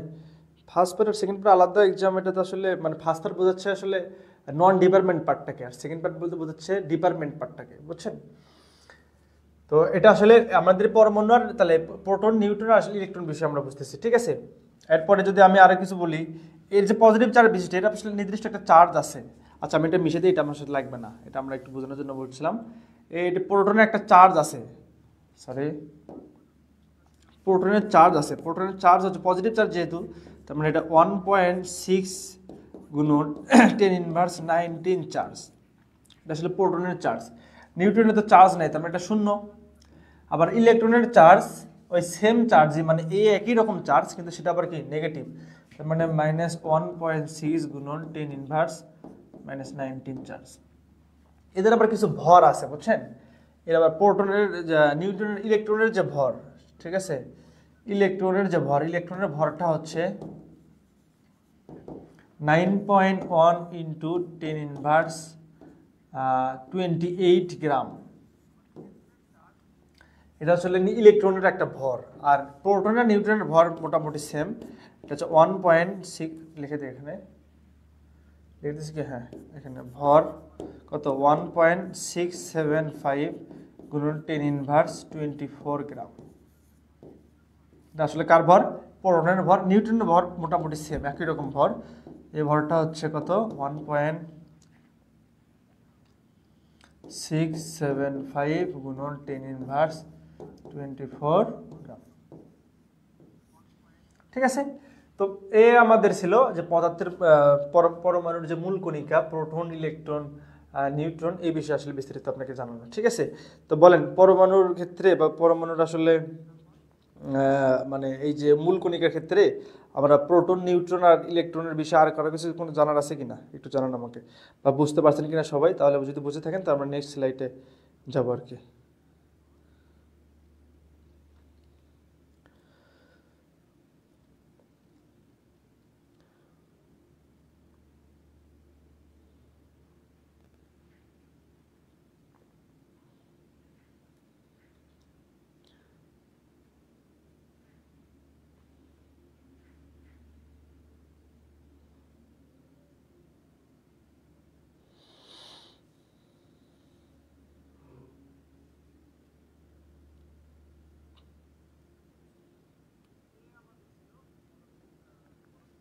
ওকে, তাহলে দেখেন আমরা পরমাণুর ক্ষেত্রে আমরা হচ্ছে যে মূল কণিকাগুলো ছিল প্রোটন, ইলেকট্রন, নিউট্রন আর এই বিষয়ে আলোচনা করছি। আমরা আসেন পরেরটা করতে যাই। আচ্ছা, পরে আমাদের আজকের ক্লাসে এটাই আসলে শেষ টপিক। এই টপিকটা আমরা দেখবো আসলে কি, আণবিক ভর, পারমাণবিক ভর, পারমাণবিক সংখ্যা। এই জিনিসগুলো আসলে কি আপনারা হয়তো এই জিনিসগুলো সামনে কোথাও পাবেন অথবা বিগত দিনগুলোতে দেখে আসছেন যে আসলে পারমাণবিক ভর, পারমাণবিক সংখ্যা বা আণবিক ভর বা পারমাণবিক সংখ্যা এগুলো আসলে কি। ঠিক আছে, তো আণবিক ভর ফার্স্ট অফ অল আমি আলোচনা করব আণবিক ভরটা নিয়ে। ঠিক আছে, আণবিক ভরটাকে বলা হচ্ছে আসলে অণুর ভর। আণবিক ভরটা আসলে কি, অণুর ভর, বুঝছেন। এবার আপনার কাছে মনে হতে পারে ভাই অণুর ভর, অণু তো আমরা চিনি তাই না। হ্যাঁ, অণু আসলে কি, মৌলিক অথবা যৌগিক পদার্থের ক্ষুদ্রতম অংশ। আপনাকে বলেছিলাম না যে মৌলিক আর যৌগিক পদার্থ একটু প্যাঁচ লাগতেছে না, প্যাঁচটা এখন খুলে যাবে কিভাবে। আসেন পরমাণুর ক্ষেত্রে, পরমাণু তো চেনেন তাই না। হ্যাঁ, পরমাণুর ক্ষেত্রে কিছু কিছু পরমাণু আছে সেখানে তারা একটা পরমাণু নিয়ে অণু গঠিত করে। পরমাণুর ক্ষেত্রে কিছু কিছু পরমাণু আছে তারা একটা পরমাণু নিয়ে অণু গঠিত করে। পরমাণুর ক্ষেত্রে কিছু কিছু পরমাণু আছে তারা হচ্ছে দুইটা পরমাণু নিয়ে অণু গঠিত করে।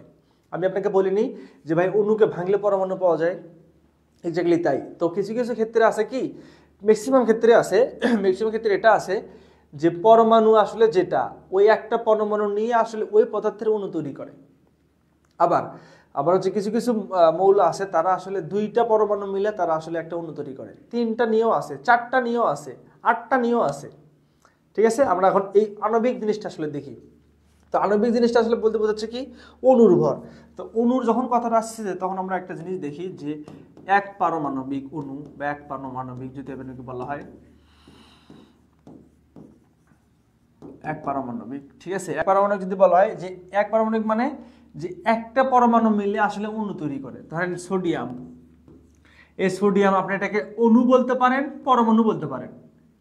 ঠিক আছে, কারণ কেন বলতে পারেন, কারণ সোডিয়াম, এই যে সোডিয়াম আপনি দেখতেছেন এটা হচ্ছে Na বা সোডিয়াম দ্বারা এখানে বোঝাচ্ছে। যাই হোক, এই সোডিয়ামের একটা পরমাণু নিয়ে আসলে তার অণু গঠিত করে। এই আসলে দুইটা বা তিনটা নিয়ে তার কোনো অণু গঠিত করা লাগে না। এই জন্য বলা হয়েছিল যে কি, যে মৌলিক অথবা যৌগিক পদার্থের ক্ষুদ্রতম অংশ এই সোডিয়াম।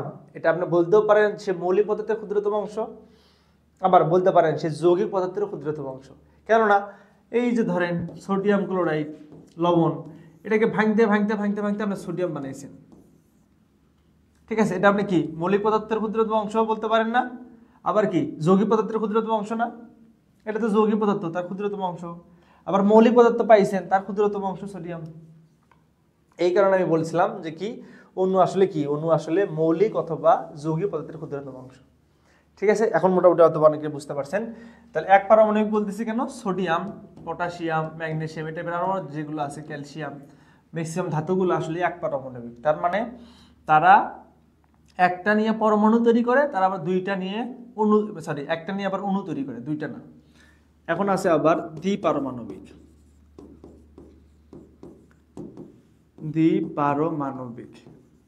দ্বিপারমাণবিক মানে তারা আসলে একটা না, তারা দুইটা পরমাণু নিয়ে তারা আসলে একটা অণু তৈরি করে।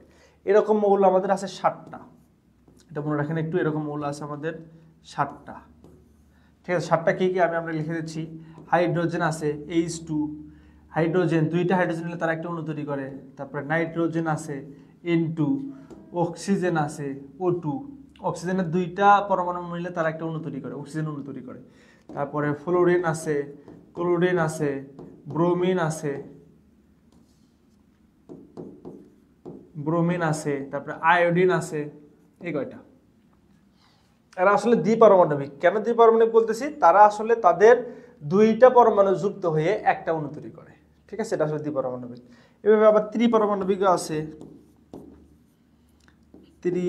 আমি এখানে লিখে দিলাম, ত্রিপারমাণবিক আছে। ত্রিপারমাণবিক বলতে ওজোন গ্যাস নামের নাম শুনছেন? ওজোন গ্যাস O3, অর্থাৎ অক্সিজেনের 3টা পরমাণু নিয়ে একটা ওজোন গ্যাসের অণু তৈরি করে।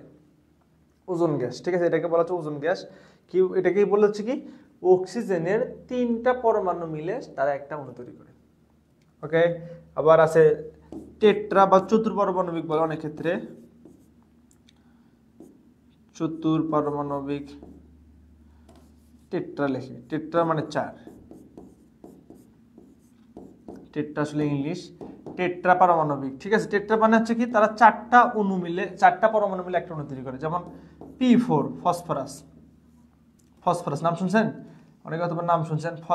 ফসফরাসের 4টা পরমাণু মিলে তারা একটা অণু তৈরি করে। অষ্টপরমাণবিক আছে বা পারমাণবিক আছে, সরি, অক্টোপারমাণবিক। যেমন সালফার জানেন? সালফার 8টা পরমাণু মিলে তারা একটা অণু গঠিত। সালফারের কি 8টা পরমাণু মিলে তার একটা অণু গঠিত। তো আণবিক ভর আসলে কি? অণুর ভর। আণবিক বলতে বোঝাচ্ছে কি? অণুর ভর।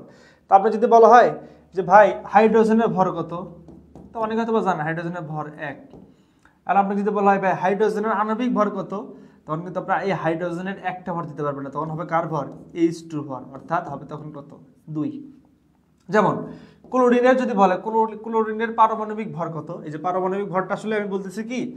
পারমাণবিক ভর হচ্ছে কোনো পরমাণুর ভর, আর আণবিক ভরটা হচ্ছে কোনো অণুর ভর। এটা একটু মনে রাখতে হবে। পারমাণবিক ভর কি?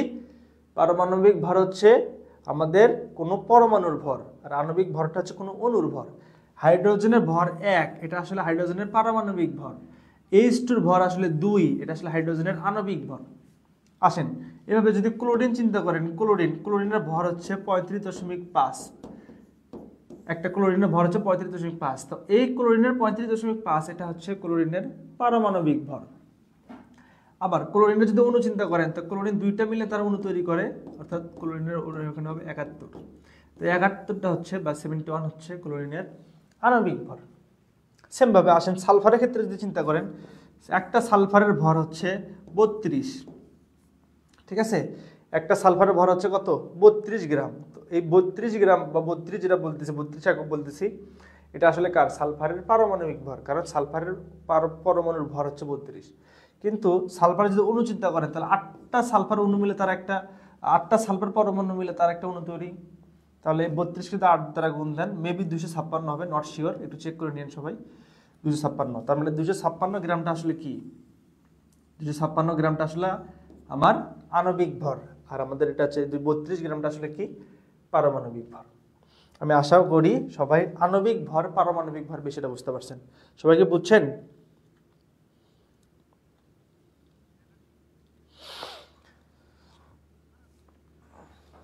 সবাই কি এই পারমাণবিক ভর আর আণবিক ভর বিষয়টা বুঝছেন? যদি বুঝে থাকেন তারপর আমি পারমাণবিক সংখ্যার দিকে যাব।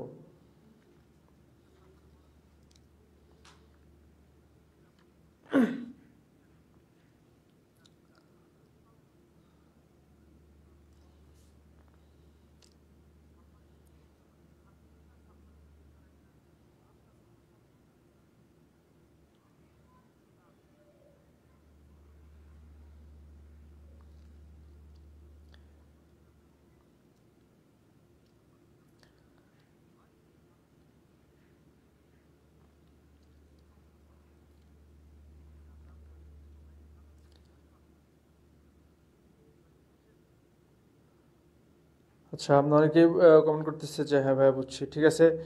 তাহলে আমরা তাহলে পারমাণবিক সংখ্যার দিকে যাই। আমাদের লাস্ট একটা টপিক, সেটা হচ্ছে পারমাণবিক সংখ্যা। পারমাণবিক সংখ্যা আসলে কি সেটা আমি বলতেছি এখানে। পারমাণবিক সংখ্যা আসলে কি? একটা পরমাণুর ক্ষেত্রে প্রোটন সংখ্যা যা, পারমাণবিক সংখ্যা আসলে বলতে পারি পারমাণবিক সংখ্যা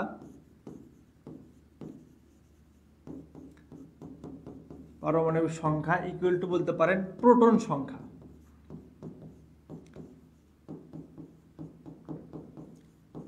পারমাণবিক সংখ্যা ইকুয়াল টু বলতে পারেন প্রোটন সংখ্যা, অর্থাৎ একটা পরমাণুতে যে কয়টা প্রোটন সংখ্যা বা যার মানে একটা পরমাণুতে প্রোটন আসলে যে কয়টা থাকে ওই মৌলের ওই পরমাণুর পারমাণবিক সংখ্যা ততটা।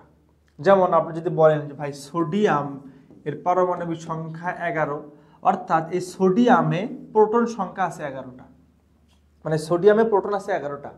প্রোটন সংখ্যা ইকুয়াল টু বলতে পারেন আপনি কি পারমাণবিক সংখ্যা। ঠিক আছে, আমি আবার রিপিট করতেছি। ধরেন ক্যালসিয়ামে বলতে পারেন যে এখানে এর প্রোটন সংখ্যা বা এই ক্যালসিয়ামে প্রোটন আছে 12টা, এই কারণে বলতে পারেন এই ক্যালসিয়ামের পারমাণবিক সংখ্যা হচ্ছে কত 12। তো এটা একটা শর্টকাট জিনিস, ঠিক আছে, এটা খুব ছোট একটা সিলি একটা জিনিস। পারমাণবিক সংখ্যা আসলে কি, যে কোনো পরমাণুতে প্রোটনের সংখ্যা যতটা ওই মৌলের বা ওই পরমাণুর পারমাণবিক সংখ্যাও সেটাই। ঠিক আছে, আসেন আমরা আজকে শেষ একটা টপিক হিসেবে, আজকের ক্লাসে শেষ একটা টপিক হিসেবে একটা পরমাণুকে রিপ্রেজেন্ট করা শিখি। এটা মিশে দিলাম, এটা লাগবে না। একটা পরমাণুকে আমরা রিপ্রেজেন্ট করা শিখি। ধরেন এ নামে একটা পরমাণু, এ না এক্স দ্বারা চিন্তা করি, এক্স নামে একটা পরমাণু আমরা রিপ্রেজেন্ট করব।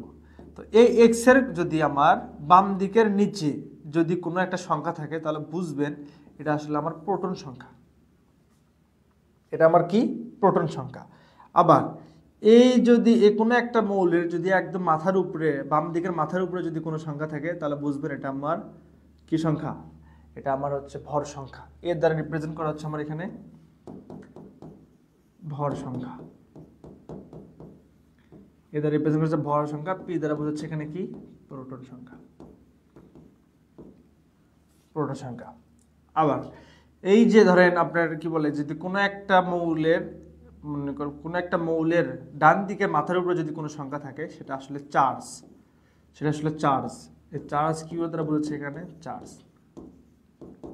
ঠিক আছে, তাহলে আমি যদি আপনাকে বলি যে সোডিয়াম 11, 23 প্লাস 1, তার মানে বুঝতেছেন কি এই সোডিয়ামের প্রোটন সংখ্যা 11টা, এই সোডিয়ামের ভর হচ্ছে কত, পারমাণবিক ভর হচ্ছে কত 23, এই সোডিয়ামের চার্জ কত +1, বুঝতে পারছেন?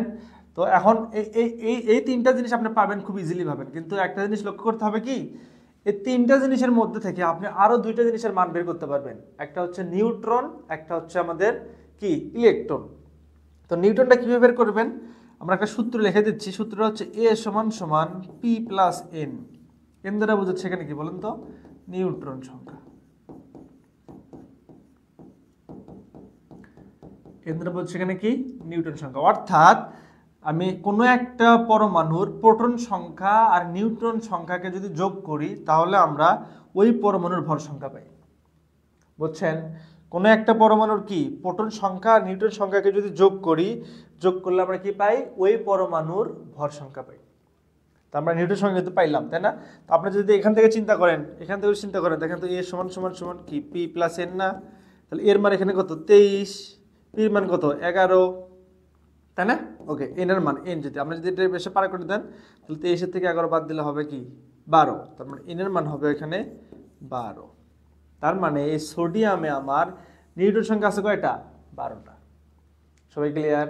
আসেন তাহলে আমরা নিউটন পাইছি। এখন আরেকটা জিনিস বের করা দরকার, সেটা হচ্ছে আমাদের কি চার্জ থেকে ইলেকট্রন সংখ্যা। আরেকটা সূত্র যদি আমি বলি কিউ সমান, এটা একটা সূত্র বলতে এটা কই থেকে আসে সেটা আমরা বুঝাবো, সমস্যা নাই। কিউ সমান P - E। ঠিক আছে, একটা পরমাণু স্বাধীনভাবে থাকাকালীন অবস্থায় ওই পরমাণুতে যে কয়টা প্রোটন সংখ্যা থাকে ওই পরমাণুতে সেই কয়টা ইলেকট্রন সংখ্যাও থাকে। একটা পরমাণু যদি স্বাধীন অবস্থা থাকে, স্বাধীন বলতে আবার ওই স্বাধীন না, মানে একটা পরমাণু যখন একদম নিউট্রাল অবস্থা থাকে, নিউট্রাল বলতে প্রসম অবস্থা যখন থাকে তখন ওই পরমাণুতে প্রোটন সংখ্যা যে কয়টা থাকে ইলেকট্রন সংখ্যাও সেই কয়টা থাকে। কিন্তু এই প্রোটন সংখ্যা থেকে যদি আমি ইলেকট্রন সংখ্যা বাদ দেই, একটা পরমাণুদের ক্ষেত্রে যদি প্রোটন থেকে যদি ইলেকট্রন সংখ্যা বাদ দেওয়ার পর যে মানটা পাবো সে মানে হচ্ছে চার্জ সংখ্যা। যেমন আমি যদি এই সোডিয়াম থেকে যদি আমি +1টা না দিতাম, একটু চিন্তা করে দেখেন, সোডিয়াম যদি +1টা না দিতাম তাহলে আমি এখান থেকে যদি আমি সোডিয়ামের ইলেকট্রনটা বের করি তাহলে এখানে কিউ এর মান কিছু নাই, মানে কত 0 না, পির মান কত 11, 11, ইর মান এখন এই মাইনাস এই পাশে যদি পার করে দিই তাহলে কি প্লাসই হলো, ইর মান 11। তার মানে প্রসম অবস্থায় একটা পরমাণুতে প্রোটন সংখ্যা যে কয়টা থাকতেছে, ইলেকট্রন সংখ্যা কিন্তু কি থাকতেছে, সেই কয়টা থাকতেছে, তাই না? এখন আমি যদি কোনো মৌলের ক্ষেত্রে দেখি তার চার্জ 1, ধরেন যে কোনো একটা সোডিয়ামের ক্ষেত্রে আমি চার্জ পাইলাম 1, তাহলে এখন বলেন তো এখানে কিউ এর মান কত হলো? কিউ এর মান হচ্ছে আমার +1 বা 1, তাই না? পির মান কত? 11, ইর মান এখন বের করি, এইটা এই পাশে পার করে নিয়ে আসি, আর 11 থেকে একটা এই পাশে মাইনাস করে দিই, তাহলে কত হচ্ছে? 10। দেখেন ইলেকট্রন আগে ছিল কয়টা? 11টা, এখন হচ্ছে কয়টা? 10টা। কেননা এখানে এখন একটা চার্জ আছে, বুঝছেন? তাহলে এই সাপেক্ষে আপনি কি করতে পারেন? ইলেকট্রন সংখ্যা বের করতে পারেন। এটা একটা সূত্র, যে কোনো একটা পরমাণুর প্রোটন সংখ্যা থেকে যদি আমি ইলেকট্রন সংখ্যা বাদ দেই, ঠিক আছে, তাহলে আমি চার্জ পাবো, আর আমি চার্জ থেকেই কোনো একটা মৌলের বা কোনো একটা পরমাণুর ইলেকট্রন সংখ্যা বের করতে পারবো। তো আপনাকে আমি কি বের করে শিখলাম একটু সামারি করি। আপনি এখন একটা পরমাণুর ক্ষেত্রে এ বের করতে পারবেন, অর্থাৎ পারমাণবিক ভর বের করতে পারবেন, পি বের করতে পারবেন, পি তো জানেনই পি কই থাকে, ঠিক আছে। তারপর এন বের করতে পারবেন, পারবেন না? হ্যাঁ। তারপর হচ্ছে কিউ তো বের করতে পারবেন। কিউ যদি বের করতে পারেন তাহলে আপনি কি বের করতে পারেন? ইউ বের করতে পারবেন, ই। এই 5টা জিনিস কিন্তু আপনি কি বের করতে পারেন একটা পরমাণু থেকে, পরমাণু দেখা অবস্থায় তার সেখান থেকে বের করতে পারবেন। আপনাদের কিছু হোমওয়ার্ক দিই। একটা হোমওয়ার্ক হচ্ছে ম্যাগনেসিয়াম 12, 24, 2+। আপনি এই জিনিসটার ক্ষেত্রে এই 4টার মান বের করবেন। 4টা না, সরি 5টা, A P N Q E, ঠিক আছে। A P N Q E বুঝছেন তো? আর ই দ্বারা তো বোঝাচ্ছেন ইলেকট্রন সংখ্যা, সেটা সবাই জানেন।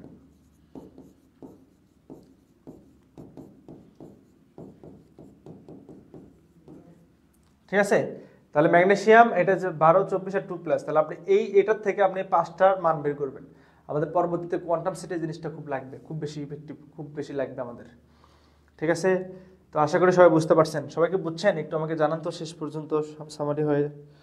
পারমাণবিক ভর নির্ণয়ের কৌশল বা উপায় বলে দিলে ভালো হতো। আচ্ছা, আপনার তো আজকে ফার্স্ট ক্লাস, তো ভাইয়া আমি নেক্সট ক্লাসে আমি আপনাকে কিছু মানে টেকনিক বলবো। টেকনিক তো আসলে না, এটা আপনাকে যদি বলি, হ্যাঁ আপনি কিছু শর্টকাট টেকনিক অবলম্বন করতে পারেন। আপনি যদি ওইভাবে মনে করতে পারেন তাহলে ভালো।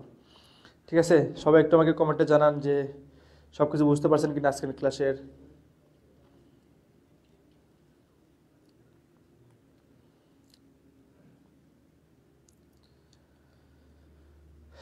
জি ভাই, বুঝতে পারছি।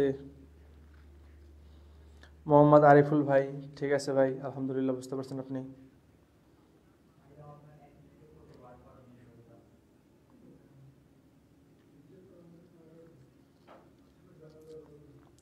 শরীফুল ইসলাম ভাই, অল ক্লিয়ার ভাই। আরেক দুই একজন একটু ক্লিয়ার কমেন্ট করেন। আশা সুলতানা ভাই, অল ক্লিয়ার ভাইয়া। আশা সুলতানা আপু, হ্যাঁ অল ক্লিয়ার ভাইয়া, ঠিক আছে। হাসনাতুল জরি আপু বলছেন বুঝছি ভাই, ঠিক আছে, ধন্যবাদ। আশা করি সবাই বুঝতে পারছেন। আচ্ছা, তো আজকের ক্লাসটা আসলে এই পর্যন্তই ছিল। আমি আজকের ক্লাসে একটু কী কী শিখালাম একটু সামারি করি আপনাদেরকে। আমি আজকে পরমাণুর যে বেসিক যে জিনিসগুলো আছে সেই জিনিসগুলো আপনাদের সামনে রিপ্রেজেন্ট করছি। ঠিক আছে, আমাদের নেক্সট ক্লাসটা শুরু হবে নতুন একটা টপিক দিয়ে, মেবি আইসোটপ দিয়ে শুরু হবে। আইসোটপ, আইসো ইলেকট্রনিক, এই টাইপের যত জিনিস আছে সব জিনিসটা শুরু হবে। তো আপনারা যদি বেসিকটা ভালো মতো বুঝতে পারেন, ইভেন আপনি যদি ক্লাস শেষ পর্যন্ত করতে থাকেন, আমি আশাবাদী আপনারা বুঝতে পারবেন ইনশাল্লাহ। ঠিক আছে, তো আমাদের নেক্সট ক্লাসটা আমার কেমিস্ট্রি, মানে আমার ক্লাসটা নেক্সট ক্লাসটা হবে মঙ্গলবারে রাত 9টা থেকে ইনশাল্লাহ। সে পর্যন্ত সবাই ভালো থাকুন, সুস্থ থাকুন। আর এই জিনিসগুলো একটু সামারি করেন। আমি আপনাকে যে জিনিসটা দিছি এই জিনিসগুলো একটু বুঝেন। কেমিস্ট্রি যদি দেখেন, আমি শেষে একটা কথা বলি, কেমিস্ট্রি মুখস্থর জিনিস আছে, মুখস্থ জিনিস নাই তা না, মুখস্থের জিনিসও আছে, কিন্তু মুখস্থ করা জিনিসগুলো মুখস্থ করতে হবে। মুখস্থর বাইরে জিনিসগুলো মুখস্থ করে লাভ নেই। কথা বলছেন কি? আমি আপনাকে বলে দেবো যে এই জিনিসটা মনে রাখতে হবে, এই জিনিসটা মুখস্থ করতে হবে, আপনি সেই জিনিসটা মুখস্থ করেন। কিন্তু আমি আপনাকে যেটা বলবো যে ভাই এগুলো বোঝেন, সেই জিনিসগুলো একটু বোঝার চেষ্টা করেন, মুখস্থ করেন না। ঠিক আছে, এর কারণ কি আপনাকে আমি এই কথা অনেকেই বলি, আবারও বলতেছি, সেটা হচ্ছে যে ডুয়েট অ্যাডমিশনের ক্ষেত্রে ম্যাথ ফিজিক্স কিন্তু দেখা যাচ্ছে যে মোটামুটি হুবহু কমন পাওয়া যায়। ঠিক আছে, হুবহু কমন পাওয়া যায় বলতে কি দেখা যাচ্ছে যে একটা ম্যাথ আপনি যেভাবে করতেছেন হুবহু সেম ম্যাথটা ডুয়েট অ্যাডমিশনে আছে, এরকম আছে ফিজিক্সের ক্ষেত্রে তাই। কিন্তু কেমিস্ট্রির ক্ষেত্রে কিন্তু দেখা যাচ্ছে যে হুবহু একদম গতানুগতিক যেটা করে যাচ্ছেন সেটাই পাচ্ছেন, তা কিন্তু না। তার মানে এই ক্ষেত্রে বেসিক ধারণাটা অনেক বেশি ইম্পর্টেন্ট। ঠিক আছে, আশা করি আপনারা বেসিকটা অনেক ভালো মতো বুঝতে পারছেন। নেক্সট ক্লাস পর্যন্ত সবাই ভালো থাকুন, সুস্থ থাকুন। প্রাইভেট স্টাডিজের সাথে থাকুন।